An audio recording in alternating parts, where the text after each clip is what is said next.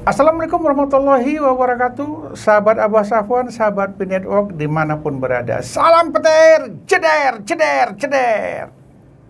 Hari ini saya coba berbicara di salah satu radio daerah Serdang Bedagi. Kami akan bahas P-Network. Kenapa? Kami ingin bagaimana P-Network ini bisa bermasyarakat di Serdang Bedagi.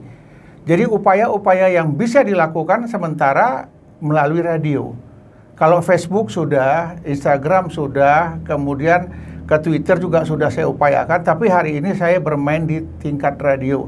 Saya berharap masyarakat Serdang Bedagi, masyarakat Sumatera Utara yang masih bisa mendengar acara radio ini, mungkin sedikit akan mendapatkan informasi tentang P-Network sudah sampai di mana saat ini. Karena banyak orang sudah berbicara, ya rata-rata bicaranya KYC, bicaranya belum KYC, dan bahkan ada juga yang mengatakan untuk apa KYC, untuk apa mainnet kalau pasarnya belum ada. Hari ini kami akan berbicara masalah itu. Mudah-mudahan banyak yang mendengarkan, banyak yang bisa ngasih tanggapan, dan P-Network di Sumatera Utara semakin berkembang. Semoga suara kita bisa didengarkan di mana-mana. Demikian, ikutin terus Abah Safwan akan berbicara tentang P-Network di Radio Serdang Bedagi. Assalamualaikum warahmatullahi wabarakatuh. Para pendengar setia radio kami ya, Pesona FM yang ada di Serdang Bedagi. Hari ini kami mau bincang-bincang khusus ya tentang apa? Tentang permasalahan uang digital. Banyak orang berbicara ke depan uang rupiah tak dipakai lagi ya, uang fiat ya, uang yang selama ini biasa kita gunakan dalam bentuk kertas, koin dan lain sebagainya, ini ke depan mungkin sudah tidak dipakai lagi. Kenapa? Semuanya simpel. Seperti salah satu contoh di Medan, itu kalau ada pembayaran itu cukup pakai handphone aja ya, bayar parkir pakai handphone, kemudian belanja ke toko cukup transfer bank pakai e-banking aja dan lain sebagainya. Jadi segala sesuatunya sudah zamannya digital, sudah tidak zamannya lagi uang fiat. Hari ini saya berdampingan dengan seorang sahabat teman saya namanya Mas Pri ya. Mas Pri ini siapa yang tak kenal di beliau ya, Sumatera Utara atau para penggemar P-Network yang berada di mana? Medan, di Jawa, Sumatera Utara khususnya, kemudian Malaysia, di Brunei, sampai ke Australia, ke Arab Saudi pun ada yang kenal beliau ini. Kenapa? Beliau rajin memberikan informasi kepada kita.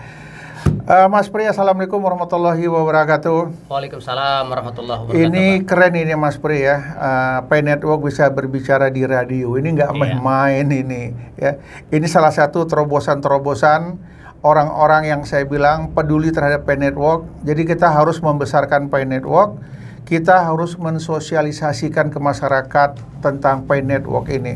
Benar. Menurut Mas Pri gimana kira-kira? Penting nggak diinformasikan melalui berbagai macam media agar P-Network ini benar-benar dikenal ya masyarakat Indonesia khususnya Sumatera Utara?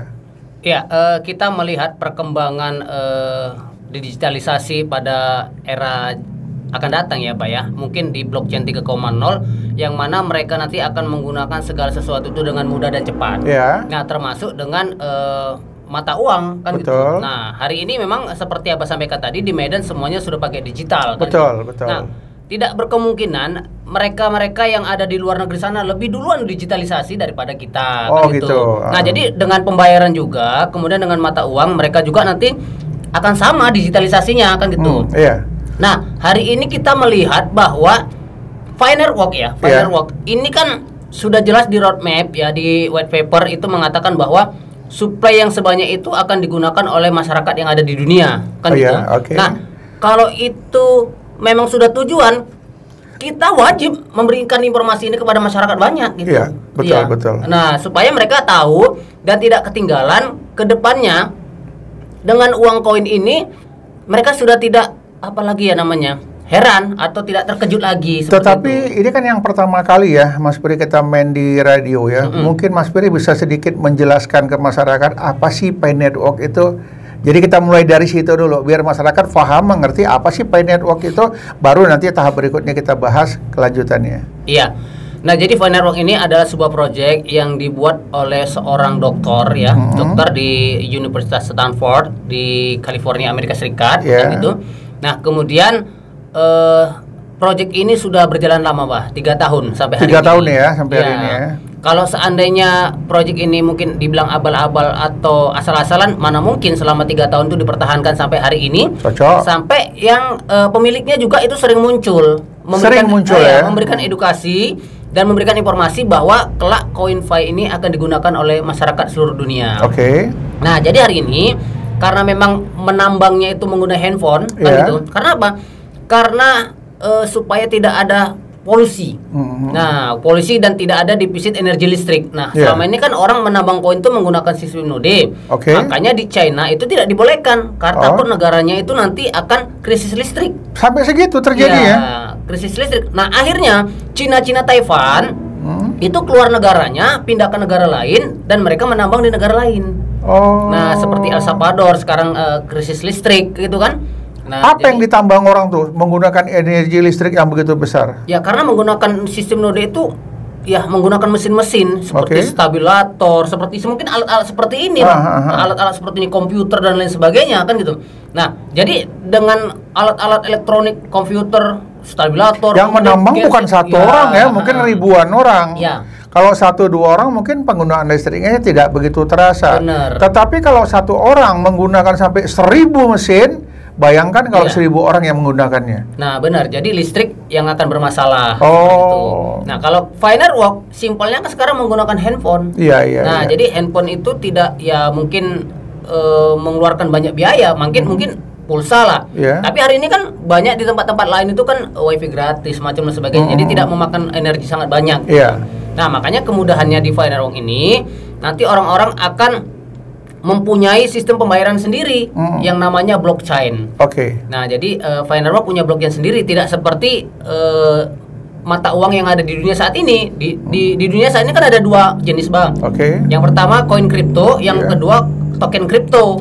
Nah, jadi kalau koin kripto mereka sudah mempunyai blockchain sendiri. Kalau token kripto dia akan menumpang, kan gitu. Nah, Firework ini salah satu-satunya ya, ini koin yang akan punya blockchain sendiri. Dia ciptakan sendiri. Benar. Saya pun dapat kabar ya yang beliau main melalui pre-browser. Pre-browser itu mendekatin semacam Google. Banyak hal yang bisa dilakukan di situ.